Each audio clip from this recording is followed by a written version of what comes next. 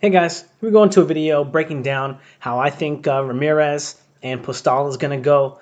Now, this is a really interesting fight for me. Um, Originally, when I started looking into it, it was because someone had been talking about boxing betting and gambling, and I was just looking at the boxing betting odds, and I saw that Postol was a 500 underdog, plus 500 to this guy Ramirez, and I was like, what? That fight makes uh, that makes it like kind of film studyable. Why would you want to study a film? Someone as good as Postol at plus 500, like blew my mind, right? So anyway, I started doing film on the fight and was really excited, and then boom, canceled. But I've got or pushed back, but I've got all this interesting information about how I think the fight's going to go. So I thought I'd make a video out of it. I wasn't going to, but yeah.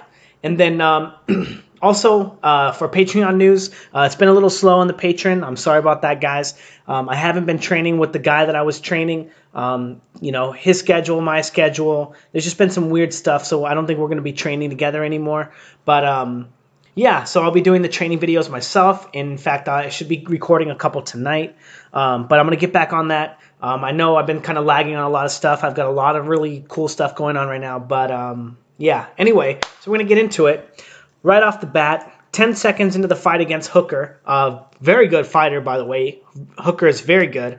And what do we have? We have Jose Ramirez feinting, shifting his weight, right? Changing positions, going from position 1, position 2, stepping inside, feinting with the forward motion, feinting with the jab, understanding that an attack is likely to come back, getting under it, and setting up all these free punches because he catches his opponent so far out of position, right? Now, it is a little dangerous, right, to do that, not knowing how your opponent's going to react to your attack right away, but the likelihood that it was going to be a jab, very high, so Ramirez has his guard in front of him. I think the fact that because Hooker is so tall, it winds up being a hook here, and that's what keeps him in range at the same pace. But as Ramirez goes forward, very, very, very important, he shoots his jab. Notice he's on the front foot, and see how he's ducking back? His head is moving from the middle position, or closer to the front leg, to the back leg to position 2,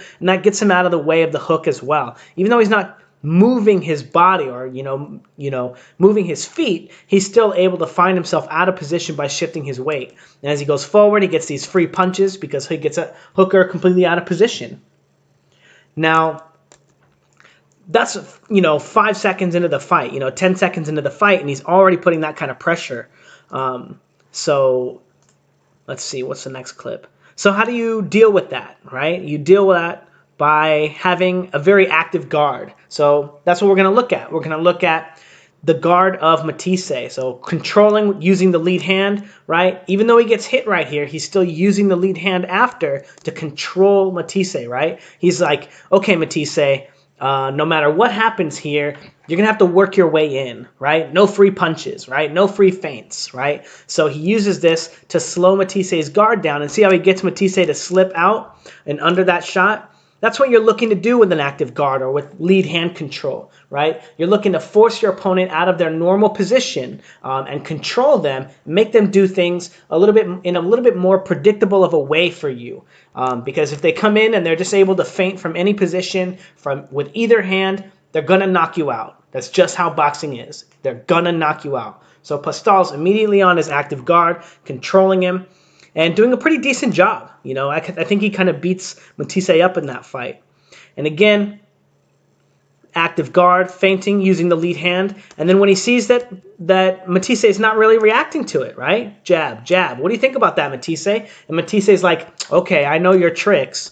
So he shoots him in the face with one, even though it doesn't land super cleanly or hard, right?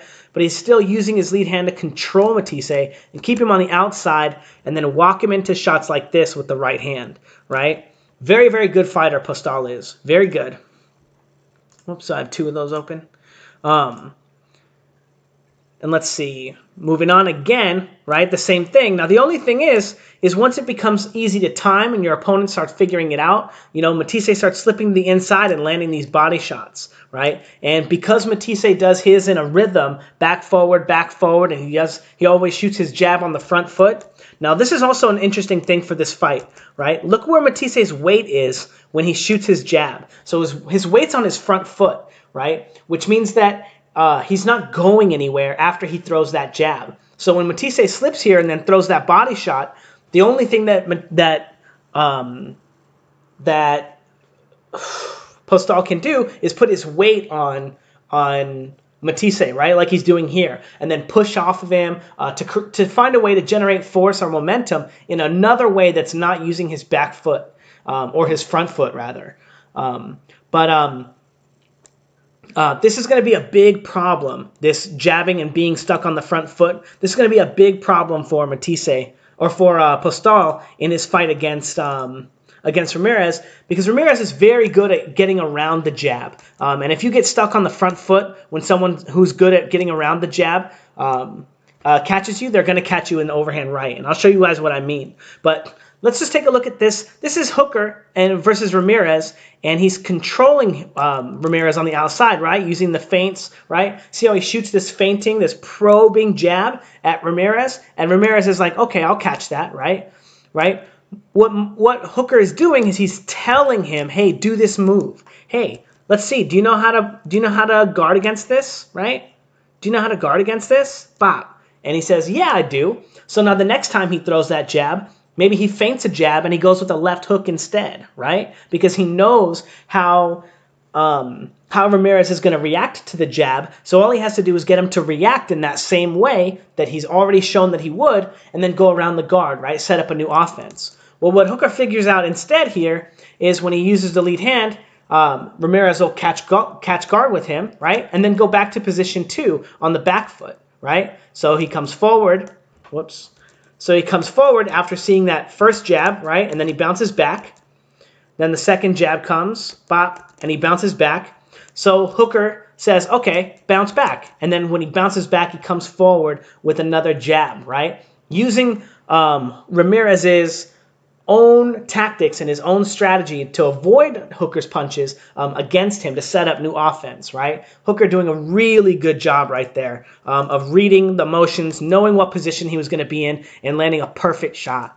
Now, again, Hooker's going to be doing the same thing, right? And notice that was off of lead hand control, exactly what Postol does. But he's coming forward with the lead hand, control, and Ramirez still able to kind of shoot a long jab, right, and stepping, putting himself really out of position. But what Hooker figures out is that after he shoots those jabs, right, Ramirez isn't moving anywhere. He isn't going anywhere, right? He's seeing the lead hand, and he's not respecting it.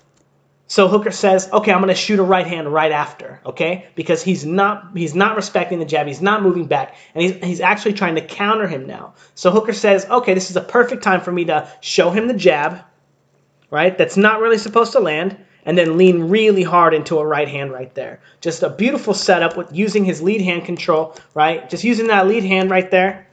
Just paw at him. Hey, what do you think about this? Oh, nothing? Okay, well, bam! I'm just going to crack you with it then. And does a great job of setting that shot up. Now, after looking at these clips and Jose Ramirez's style, you're like, okay, so how did he even win this fight if he's getting dominated like that in the first round? So he starts setting his own traps, right? So Hooker, again, lead hand control, so he touches gloves with him. And then feints like he's going to touch gloves with him again, right? Gets controlled, touches gloves. And then as he's going forward, oh, the clip's not going to let me. Yeah, this clip is too small. Sorry, guys. But he feints, takes that step, gets Hooker to fake touch gloves with him too, and then throws a right hand right at the chin. Unfortunately, he misses the shot, right? But he's demonstrating that he knows how to fight around this style. He knows how to beat it already, that he has experience doing this. And brilliant work from him. I haven't ever done any film study on him, and Ramirez, to be honest, has always kind of looked really wild, really, there's just so much going on in his fights, it's like hard to figure out. Does he know what the fuck he's doing? Because anyway, it was really fascinating to get to come back and see that not only was Hooker a good fighter, but Ramirez is a very good fighter as well. Even though he's like, can be a little reckless. He throws a lot of punches on the line, which I'm not always a big fan of. But showing that he can fight someone else who can fight really well. And he can set his own traps and set his punches up, So that was really exciting. So that brings me to what I think is likely going to be the most important aspect of the whole fight. And that's that Ramirez is a big pressure fighter, right? Boom, pushing Hooker back. Now watch as Hooker takes this step and he shuffles forward onto the front foot, and then Ramirez throws this overhand right. This is exactly what I expect to happen over and over and over again throughout the fight. Not only as Postol is circling, because he circles and he keeps his weight on the front foot, right? But also because of the fact that after he jabs, he keeps his weight on his front foot as well. And that's going to make him, both of those things, make him very susceptible to the overhand right. And I think that that's going to be a huge, huge weapon, especially on that particular timing right there. Again, even though it doesn't land, right? That's what we want to be looking at. And I think that that likely is going to have the single biggest impact in the entire fight. It will be the overhand right. Now again, look at Postol when he shoots his jab here, right? Shoots his jab and then he falls in. Of course he's looking to put his weight onto Matisse, but he does this every time he jabs, and we'll see more examples of it. Look at where his head is, right? If Matisse threw an overhand right from this position right here, he would just straight knock Postol out, But unfortunately, he doesn't catch him with too many overhand rights. But you can see that as the fight goes through, right, Matisse also shows that he finds a way to get around the active guard of Matisse, very similarly to how Ramirez does. And with similar tactics and a similar ability to get around the jab. And notice, Postol is so vulnerable to the overhand right from this position, right? Slipping forward, and he could just throw an overhand right at the same time as he does that. Because Postol, again, even when he's feinting, he gets stuck on the front foot and has nowhere to go. Let's see. There are a few more clips. I think we looked at this one already. But I do think that that's going to be the most effective thing for Ramirez. Again, look at Postol when he shoots his jab. He gets into position one. His weight's all the way on the front foot.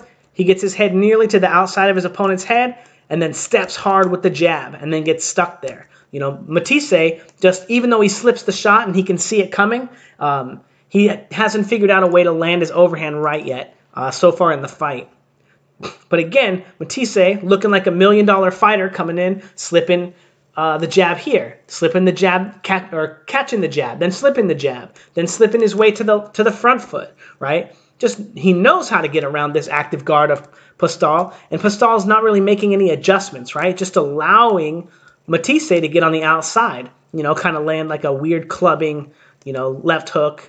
But you can see how vulnerable Postol is, in spite of the fact that he makes Matisse quit in this fight. I didn't actually watch the rest of the fight because I know that Postol gets a TKO or a knockout. But again, look at how he's always on the front foot. Now this one's double worse, right? Because he's circling away from him, and throwing that lead hand, right? But look at the position. Even though Matisse throws his right hand to the body, look at this right hand over the top that would be there for Ramirez. And Ramirez loves to throw that overhand right. I think that's his favorite punch. In fact, I actually don't know why I don't have more clips of him in this film study. But this is also one of the very important pieces of information. Postol likes to grab and he likes to hold. But look at how he's failing to get a hold of Matisse here and gets hit with a good right hand right on the inside. Right? Really good, not a really good shot, but a good enough shot that you shouldn't be taking those kind of shots in the clinch. You should have your man tied up. Again, Postol looking to spoil the fight and get his weight on him, right? Not really looking to fight. So this could be a big, big factor in this fight as well, in whether or not Ramirez could get Postol out of there before Ramirez fades. Now, I have to look at Ramirez's record and be like, okay, who has he fought in 10 or 12 round fights? Has he gone the distance very many times? Because if you don't know if a fighter can do that, usually they kind of wilt under the pressure. A good example of this is that guy who just fought Oscar Valdez. I remember I was watching this fight, and the person I was watching it with was saying that that young kid is whipping his butt, right? And I'm like watching the fight, and right as Valdez gets knocked down, I'm telling her, yeah, but I think he's gonna get his ass whooped. I know he's winning right now, but just looking at him and the way he's throwing his shots, everything about it, he's gonna fade late. And then boom, Oscar Valdez gets dropped, and she starts screaming, what did you say? Whatever. And then Oscar Valdez smashes him, right? Smashes him. And, I don't know if Ramirez can go that kind of a long, grueling kind of fight. But we know Postol can. We know he can. He has the medal. He cares a lot about winning and losing, and he's a very good fighter. I don't see him having that kind of trouble fading. And if he can get Ramirez into the late rounds, maybe he can pick him apart like he did Matisse, because as you can see in these clips, Matisse was doing really well too. But for the most part, I think the fight's going to go like this, like this clip right here. See how he gets around the jab, catch him with the right hand over the top, right? And that's not even the first punch that he throws. That's the second punch that he throws, and he still catches him. And Ramirez loves the right hand. And again, Matisse doing a great job of getting around the jab, slipping, boom, and landing a great right hand. Again, because Postol's almost always on that front foot, right? I know he transfers his weight to his back foot here, but as soon as he gets back here, he starts transferring his weight to his front foot as he hop steps back, right? And that's just because of the habit that he has of being on the front foot.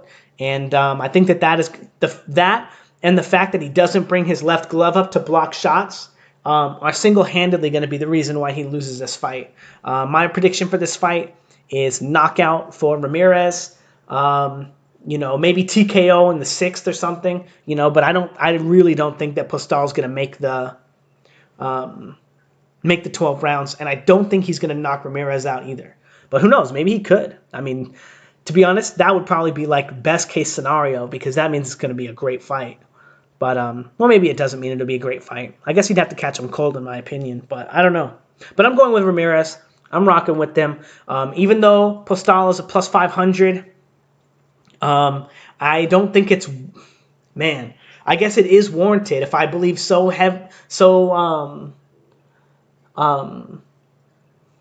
favorably towards Ramirez winning. Like, I guess... since he can't lose, he can, but in my opinion, since he can't lose, if it's a sure thing or whatever, I don't know if it is, but it's very, very, very likely that that Ramirez is going to smash him. But anyway, it's going to be a good fight. I'm excited for it. Now, the next video I'm going to do is going to be Tevin Farmer versus Jojo Diaz, man, and that's going to be a sick fight too. I'm really excited about that. Anyway, don't forget to like, comment, and subscribe. Check out my Patreon. I got videos. And from now on, for really big fights, I'm going to be doing full fight breakdowns of the main event the day after the main event. So Tyson Fury, Deontay Wilder, I'll be doing a full breakdown, however many rounds that fight goes, the day after on my Patreon. You'll only be able to get it on my Patreon because I'm not going to try and put it on YouTube, because they're going to take it down and hit me with those fake copyright bullshits. So anyway, yeah, let me know what you guys think in the comments below. Thanks, guys.